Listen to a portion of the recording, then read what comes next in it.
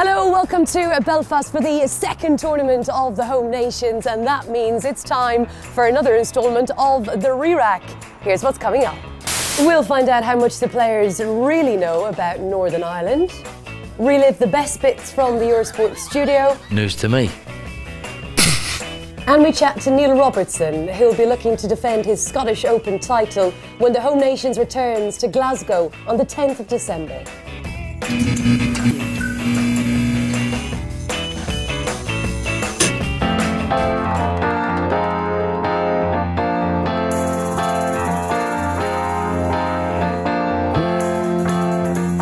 Got my own room here. I put that up especially, it's part of my contract.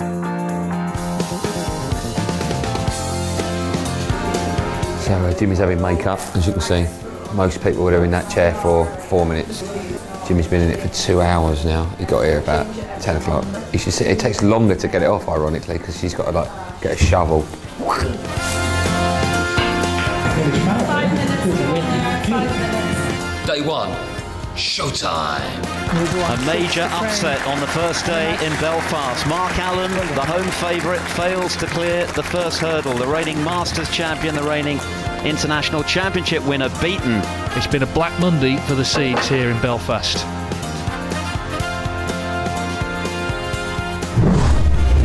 One man who did make it through his first round match was defending champion Mark Williams. Last year, the Northern Ireland Open was the start of something special for Williams as he went on to become world champion, producing some magic along the way. Well, that's incredible. He wasn't even looking. Back here in Belfast, could he or any of the players recreate the shot of a lifetime? Never ever happen again.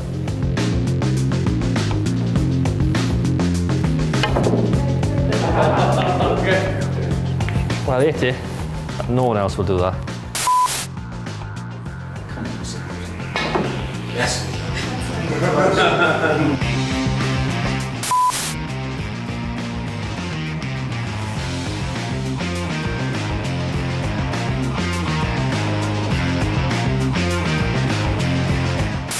I want a few goes then, yeah? How's he done that?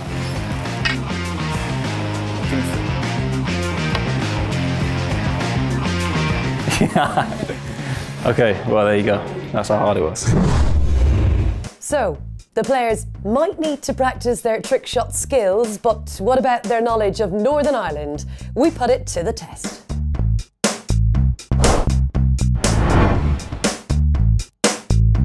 Gaelic football. Rugby. Curling. Oh, really? You play ice hockey here? What? 4 million. 2.5 million. 2 million?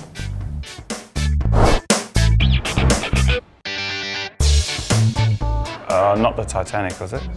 Titanic? Titanic. It's about my limit, that is, that kind of...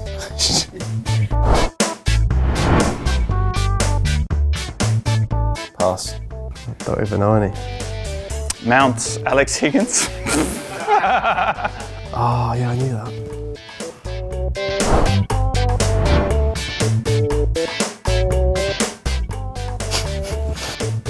Upper body.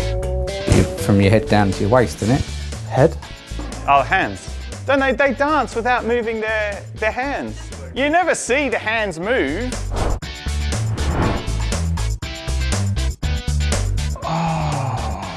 France, was it? Poland? Oh. Japan.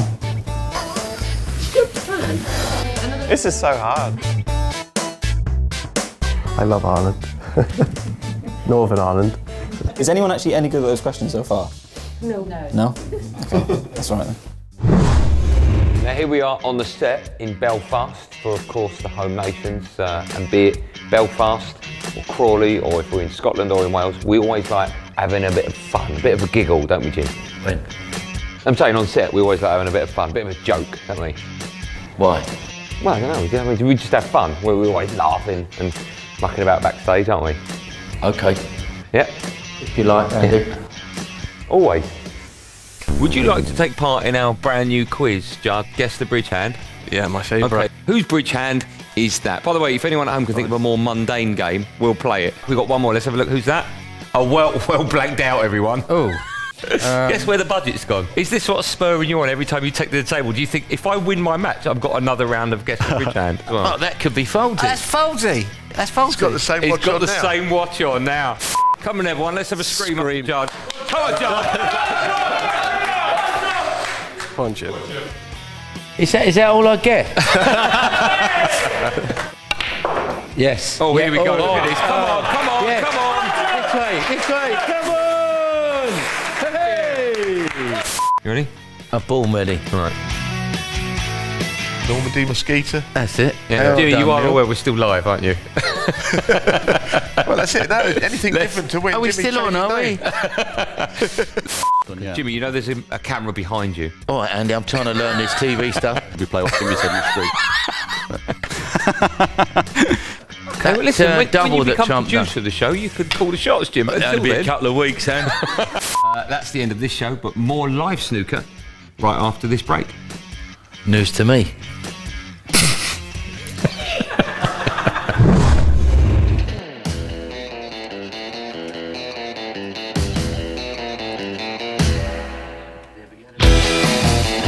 But Marsh just finished his match, and also in the studio, of course, a post-match interview, and all the players come in here that have won, discuss how it went on the table. But that's not where it ends, of course. They'd be whisked away, and all of their media duties still to come. So we're going to follow Mark and see what happens after they win.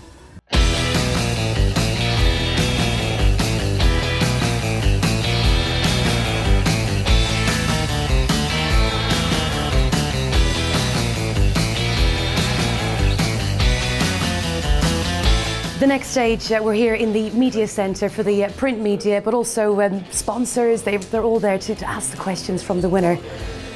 He's not done yet, though. And the next stop, he gets to speak to me.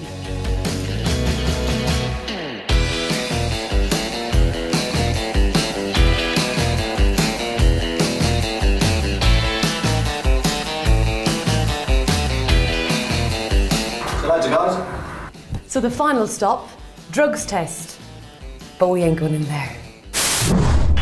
Well, we've certainly had a lot of fun off the table this week, but we also saw some memorable moments on it. Here on day 2 of the Northern Ireland Open, the big guns really starting to fire. Goodness, that was quite something. Oh, we're not going to see any shots better than that. Oh, but he's missed the red. Mark Williams' Northern Ireland Open defence is over. What on earth happened there? Well, I don't think I've ever seen that before. Oh, wow, what a pot to win it. This is what you call a proper snooker match. Ronnie O'Sullivan against Mark Selby. It's an outrageous fluke. I think all bets are off now as to what's going to happen next. Oh my word, it's gone in. Can you believe it? What a match, what a decider. A truly unbelievable finish. Ronnie O'Sullivan reaches the final here in Belfast.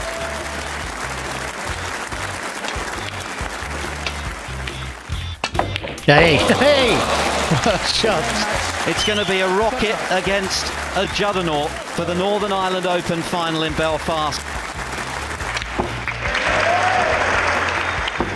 Make no mistake, this young man is a great talent. But the last man standing in Belfast is Judd Trump. And as he said, he answered a few critics there. And he has his hands on the Alex Higgins trophy. So we have a winner here in Belfast, and Barry Hearn's £1 million is safe and sound. Next up will be Glasgow, where Neil Robertson will attempt to defend his Scottish Open title. I caught up with him to reflect on what was a poignant win back in 2017. So Neil, Glasgow and the Scottish Open coming up next. An incredible final. What a dramatic conclusion it was last year for you. Yeah, it was. I think, you know, watching back on you know, old past like finals with Stephen Hendry, how he won some finals where his opponents were literally millimetres away from beating him, and I always thought, you know, I wonder how that feels to win when you're so close to defeat, where you're in your chair, you're literally getting your runners-up speech ready. And yeah, it was just an incredible final. I think Chow played amazingly well. Probably to that point, the best anyone's played against me in a final before. And you know, when the black was heading towards the pocket and the whole crowd is all cheering like as if it's in, and I'm thinking, oh, it's going in, and all of a sudden it's clipped the jaw. It sat right over the pocket, and I just couldn't believe it. Can we talk about how much it meant to you? Because it seemed to mean the world to you at the time. You know, it was your first ranking title for a little while, but it was a difficult stage in your life as well. Yeah, it was. It was Miller and I going through a really tough period. She was obviously struggling with depression and anxiety at the time, and you know, we sort of like came out on social media to talk about it, and the overwhelming support was absolutely incredible. And from then on, it's been incredible, and shown the way for many other people to actually come out and talk about it as well. We've seen in recent months a lot of celebrities come out and actually talk about. It's a brave thing to do. And yeah, it is. But really is. People don't realise that when you actually have the illness, you probably think it's the worst thing in the world to do. But the best thing is to actually talk about it. That's the most important thing, is to come out, talk about it. It shouldn't be this thing that, you know, you should hide away or anything like that. You know, it was a poignant success, I guess, all things considered. Do you look back at that final and think, goodness, how have I ever won it? Yeah, it's just like, obviously it will live with me for the rest of my days, and it was just a wonderful experience. It was the first final that Alexander's been to, where he kind of really understood snooker, and he was in the crowd there with Miller, and you know, Eurosport showed amazing coverage of him as well, yeah, clapping and stuff, but that and will reacting. be with him forever. Yeah, absolutely. So, you know, for that footage as well, that's was almost just as pleasing to get that, because obviously I can't see him when I'm playing. I didn't know where he was seated. So to see that was very special. Well, luckily that will be our next Home Nations tournament, the Stephen Hendry Trophy. You're the current holder. Can we keep a grip on it? Yeah, I'll do the best I can. One of the ranking events I did win, I did actually defend the title there, so you know, I know what it's like. I have defended tournaments before, and yeah, when you go to a tournament defending champ, it always is a special feeling entering the venue and you see yourself up on the poster as defending champ. So yeah, hopefully I can hold on to it for a little bit longer. Well, I'm sure you desperately love to win it again. We can't wait to see you there. All right, cheers, thanks. That is all for this episode of The Re-Rack. We'll be in Glasgow from the 10th of December. We'll see you then.